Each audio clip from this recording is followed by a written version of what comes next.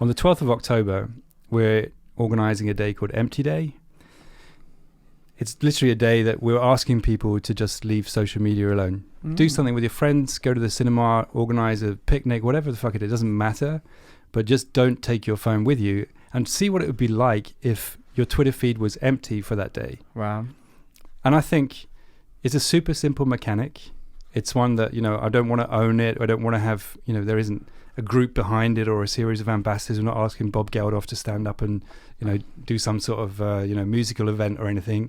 It's basically, Russell, if you think, this would be good for you and your friends and family, just do something, organise whatever it is, a lunch, but just leave your phone at home. I think that idea of, knowing that nothing's happening on your phone would be fascinating, that you could just leave it and actually I'm not missing out on shit. But also for business, right? If everybody was to not post anything for a day, and it's not a big ask, it would have a major financial impact on those massive advertisers.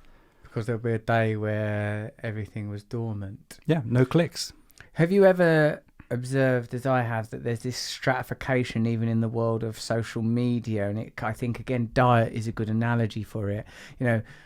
I don't eat McDonald's no more because I realised at a certain point you don't eat that shit. You might as well take drugs. And perhaps you're in a sort of a similar position, and I believe it's to do with like an education, affluence, social position to some degree. But there are some people that are just gonna carry on eating McDonald's, and they're gonna carry on looking at Instagram and TikTok and Facebook, and it's like, how do we? It becomes about class and privilege, and how do we?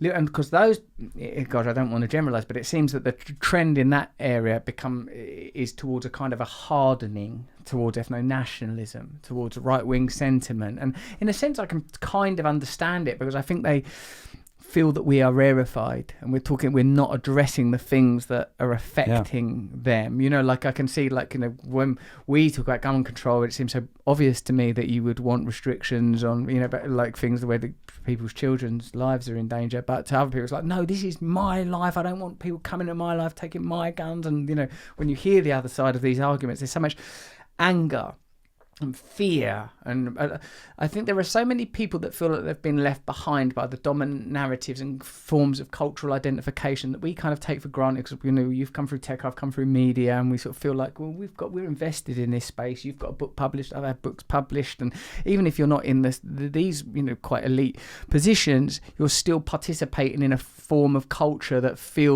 is kind of privileged. And I like your idea about like the leave your phone at home day, and I'll do that kind of thing. I'm in a position where I can afford to do it, like the same way as I'm in a position to go to vegan restaurants and participate in simple craft things where it's all made out of twigs and string, like sort of this sort of nostalgic pull back in time, But I don't want you to do it. But I think they can for a day, right? That's all it is. And I think it's a bit the same. I'm very susceptible to addiction too. So if I get too much into anything, I can easily get lost for a few months in something. And I think it needs sometimes you just need to go cold turkey and go it's all right, and nothing's actually gonna die or be affected really. This is a Saturday, so like for business it's not a major day they're going to lose loads of money. It's deliberately not on World Mental Health Day, because I think on that day, it's super important that people can share and can, recount stories and get advice and hopefully get some sort of, feedback and support. But for one day, if it was all it was a year, one day where you go, I'm just not going to do that. I think everybody can afford to do that. I don't think that's a luxury. I think you're right. Thanks for watching this podcast and going all the way to the end of it. Would you kind of to click the bell? It might not be there, because over there. And subscribing so that we can infiltrate your serenity and peace of mind with jangling bells and buzzes. Thank you.